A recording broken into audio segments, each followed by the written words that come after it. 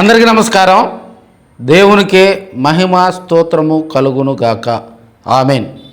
JMB చర్చిలో దొరలవురు దొంగలవురు. JMB church వ్యవహారం ఈ మధ్య ఒంగోలులో తరచుగా చర్చకు వస్తున్నటువంటి అంశం. జేఎంబీ చర్చి స్టాండింగ్ కమిటీ, ఆ స్టాండింగ్ కమిటీకి సంబంధించి రచ్చ ఇప్పటికీ కూడా చల్లారినటువంటి పరిస్థితులు జేఎంబీ చర్చిలో, ఒంగోలు జేఎంబీ చర్చిలో జరుగుతున్నటువంటి పరిస్థితి. రాజకీయంగా కూడా కొంతమంది రాజకీయంగా కూడా ఒక వర్గానికి సపోర్ట్ చేస్తున్నారని కొంతమంది ఆరోపిస్తున్నటువంటి అంశాలు కూడా తాజాగా జేఎంబీ చర్చి వ్యవహారంలో చోటు చేసుకున్నటువంటి పరిస్థితి.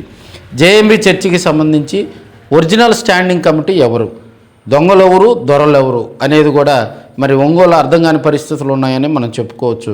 యాదాల రాజశేఖర్ వర్గం చెప్పేటువంటి అంశం ఏంటంటే, తాము జేఎంబీ స్టాండింగ్ కమిటీకి సంబంధించి మరి బైలా ప్రకారం నడుచుకునేటువంటి కమిటీ తమదని, ఈ బైలా ప్రకారం కూడా తమ వద్ద రికార్డు ఉందని, అదేవిధంగా చర్చికి సంబంధించి అనేక కార్యక్రమాల్లో కూడా తాము పాల్గొన్నామని వారు చెప్పేటువంటి అంశం. స్టాండింగ్ కమిటీలో స్టాండింగ్ కమిటీలో కేవలం ఇద్దరికి మాత్రమే కోర్టు ఉత్తర్వుల ప్రకారం ఎన్నికలు జరపాలని, ఆ ఎన్నికలు జరిపే విధానంలో కూడా ఓటర్లకు సంబంధించి లిస్టు తయారు చేసుకొని ఎన్నికలు జరపాలని వారు చెప్తున్నటువంటి అంశం.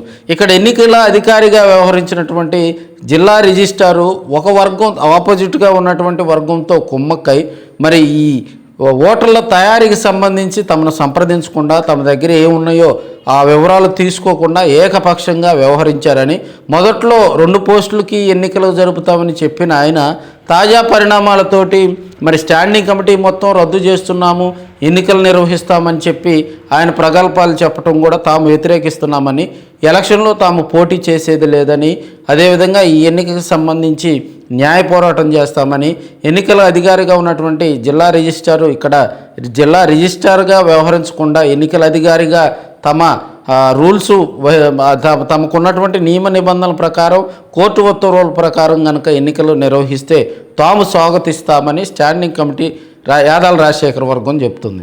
ఇటువైపు ఉన్నటువంటి చిరంజీవి వర్గం నూతనంగా కూడా తాము స్టాండింగ్ కమిటీగా ఎన్నికయ్యామని, ఎన్నికల అధికారి జిల్లా రిజిస్ట్రార్గా ఉన్నటువంటి ఆళ్ల బాలాంజనేయులు తమకు దానికి సంబంధించి ధృవీకరణ పత్రాలు ఇచ్చారని, తాము ఎన్నికల్లో తమ బాడీ కొత్తగా కొలువుదీరిందని, జేఎంబీ స్టాండింగ్ కమిటీకి సంబంధించి తాము మరి చర్చికి సంబంధించి కూడా కార్యక్రమాలు నిర్వహిస్తామని వారు చెప్తున్నటువంటి అంశం.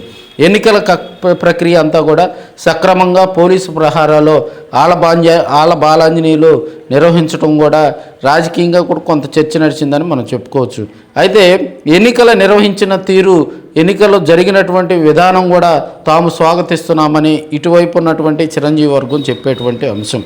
రాజకీయంగా స్టాండింగ్ కమిటీలు అటు యాదాల రాజశేఖర్ వైపు ఉన్నటువంటి స్టాండింగ్ కమిటీ చర్చిలో పెత్తనం చేస్తుందా, ఇటు చిరంజీవి వైపు ఉన్నటువంటి మరి కమిటీ పెత్తనం చేస్తుంది అనేది కూడా చర్చ నడుస్తుంది. అయితే పులిపీఠం దగ్గర మాత్రం మరి గత 3 వారాల నుంచి కూడా కొంత మరి అక్కడ జరుగుతున్నటువంటి పరిస్థితులు కూడా చర్చిలో అటువైపు చూసినట్లయితే కెనడీ పాస్టర్ గారు వాక్య పరిచర్య చేస్తున్నారు, ఇటువైపు చూసినట్లయితే ఆశీర్పాల్ పాస్టర్ గారు కూడా వాక్య పరిచర్య చేస్తూ ఉన్నారు.